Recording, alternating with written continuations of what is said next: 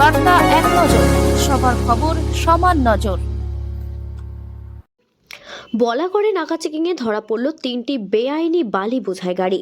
হুগলি জেলার গ্রামীণ পুলিশের সুপার কামানিসিস সেনের নির্দেশ মতো বিভিন্ন থানায় চলছে নাকা চেকিং।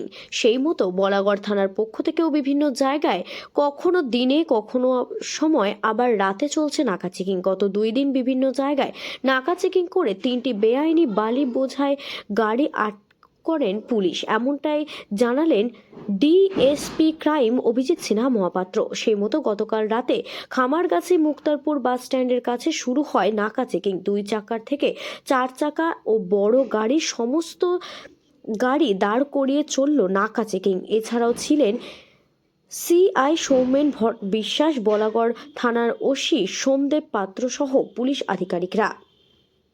হুগলি থেকে রাজেশ দেবনাথের রিপোর্ট, বার্তা এক নজর।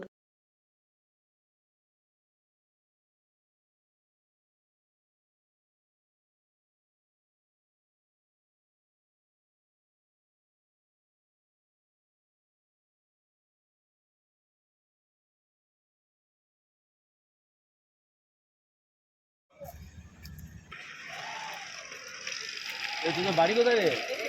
কোপরা খেয়ে মোস্তান হওয়া যায় না, কোপরা খেয়ে মোস্তান হওয়া যায় না।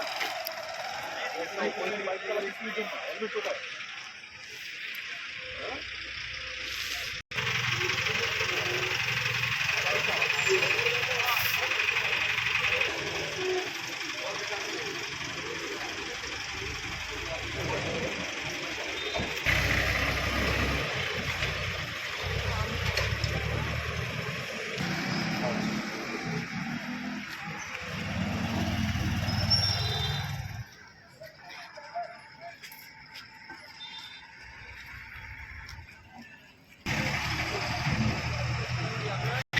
এর পক্ষ থেকে আমাদের এটা ক্লিয়ার কাট ইনস্ট্রাকশন আছে যে আমরা সারপ্রাইজ নাকা চেকিং প্রতিদিন রাত্রেবেলায় বিভিন্ন অল্টারনেট প্লেসে আমরা করতে থাকি। কোনো ধরনের যে কোনো ধরনের ছোটোখাটো বা যে কোনো ধরনের ক্রাইমকে প্রিভেন্ট করার জন্য।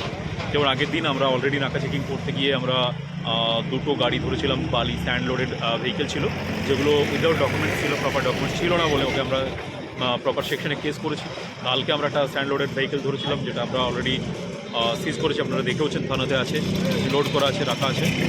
প্রত্যেকটা যে কোনো ইলিগাল কোনো কিছু স্মাগলিং অর এনিথিং যদি যেটা লিগ্যাল ওয়েতে যাচ্ছে না বা লিগ্যাল প্রসিডিউর মেনে যাচ্ছে না, সেটার এগেনস্টে আমরা ডেফিনেটলি স্টেপ নিচ্ছি। প্রতিদিন চলছে কন্টিনিউয়াসলি, কোন সময় 2 ঘন্টা, কোন সময় 3 ঘন্টা, alternate time, alternate place, alternate জায়গাতে সম্পূর্ণভাবে আমরা চেষ্টা করছি যাতে মানুষের সেফটি এনশিওর করা যায় এবং কোনো ধরনের প্রপার্টি ক্রাইম প্রিভেন্ট করা যায়। অন্যান্য ধরনের যে কোনো ইস্যুসকে আমরা মনিটরিং করতে পারি, পুলিশের প্রেজেন্স থাকে রোডের উপরে, মানুষ সেফ অ্যান্ড সিকিউর ফিল করে, সমস্ত ব্যাপারে সাফল্য কতটা পাচ্ছেন? সাফল্য কতটা পাচ্ছেন? ডেফিনেটলি আমরা অনেকটাই সফল এই ব্যাপারে। আমরা নাকা চেকিং যেটা করি মানুষের যাতে প্রবলেম না হয় সেটা দেখে মানুষকে আমরা বিন্দুমাত্র যারা ফ্যামিলি নিয়ে থাকে, আদার্স থাকে, তাদের জন্য আমরা যথেষ্ট সহানুভূতি থাকি আমরা, এবং আমরা সবসময় চেষ্টা করি যাতে মানুষের কোনো প্রবলেম